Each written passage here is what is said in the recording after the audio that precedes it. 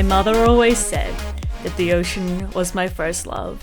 When they first took me to a beach, they put me down on the soft sands, and instead of hanging around my parents, I walked straight to the rolling waves of the South African coastline. My heart was captured then, and it is still captured now. I knew what a wobbegong was before I knew how to spell my own name, of course. Just shows that I was a weird child, but you know what? I embrace it. Growing up, I never lost that love for the ocean and conservation. My love grew for it as I grew up. I saw how the world was hurting, how the oceans were hurting, and I just wanted to be a part of saving it. So as I grew up, I went to school, TAFE and uni, and I did a lot of conservation-orientated stuff, especially in my tertiary education. Then I learned how to dive. And this was truly a life-changing experience for me. I remember the first time I went diving, my knees touched the sand of a very familiar sight. It was Port Noarlunga in South Australia, a place I had been snorkeling so many times. But my knees touched the sand. I knew those fish, I knew those rocks, I knew that place. But then once I looked up, I saw that the surface of the ocean was my new sky, and I realized I was in fact in a different world. And that captured my heart. Then, after that, oh boy, the passion and love grew. I joined a snorkeling volunteer group, and then I found an awesome opportunity where I could work for a company for 3 months and get my dive masters. So I flew up to wonderful Cairns, and I decided this is it. I have 8 dives under my belt. I am a complete dork underwater, but I'm going to do this because this is what my heart is leading me to do. So I get on this boat with 8 dives under my belt, and oh boy, was I a dork. But I was a dork with a mission. So eventually, 3 months later, I became a dive master. And I was less of a dork underwater. But I still maintained that love and passion for the ocean and environment. And every customer that came on that boat knew about it.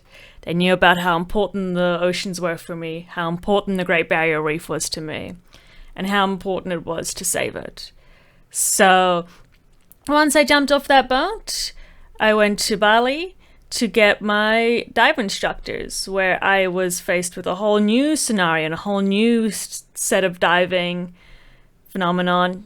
And I did drift diving for the first time, which was hectic and crazy, but so much fun. And then I saw that there were impacts in Bali that weren't here in Australia. We have a lot more rubbish going off on the reef there. So we'd be doing a lot more dive against debris, which is where you do a little dive and you pick stuff up off the reef, make sure that you don't damage any corals whilst doing so. But even though there was a lot more rubbish, the reefs were still phenomenal and so beautiful. And it was just important to see that each place has its own issues, it has its own problems. However, there are always people there working towards improving them and making them better. So that was encouraging to see. After that, popped back to Australia, and I decided I'm going to be a dive instructor in Adelaide because that's where it all started, in South Australia. So I became a dive instructor, and I met a whole bunch of awesome people down there. And still, the core was conservation. The core was let's do everything we can to save or improve the lives of the animals around us. So we do lots of jetty diving, and after each jetty dive we'd always be picking up stuff.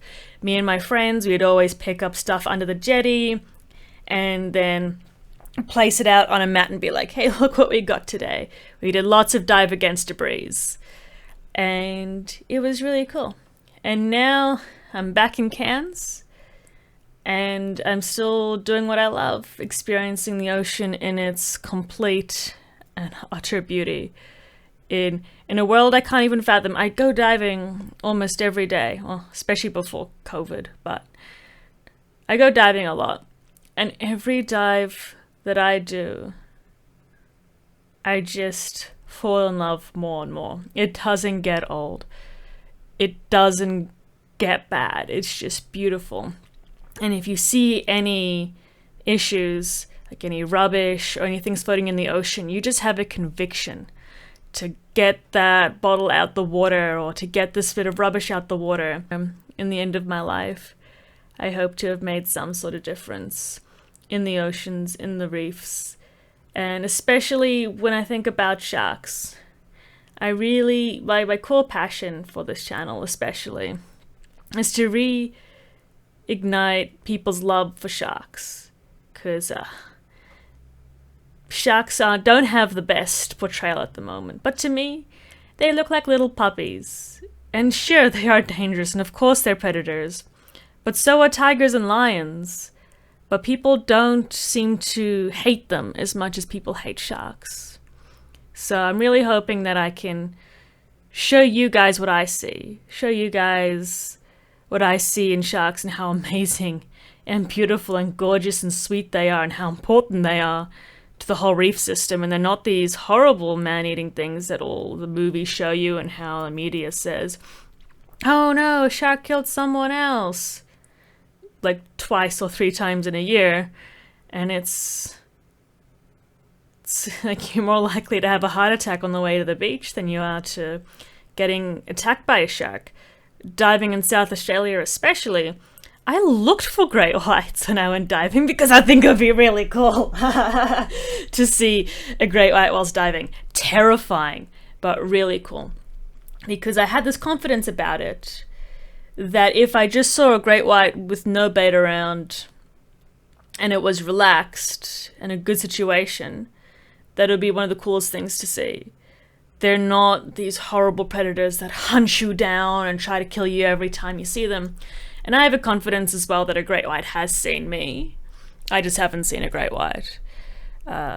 So I've done about 100 dives in South Australia, and I've been in the water so many more times outside of that,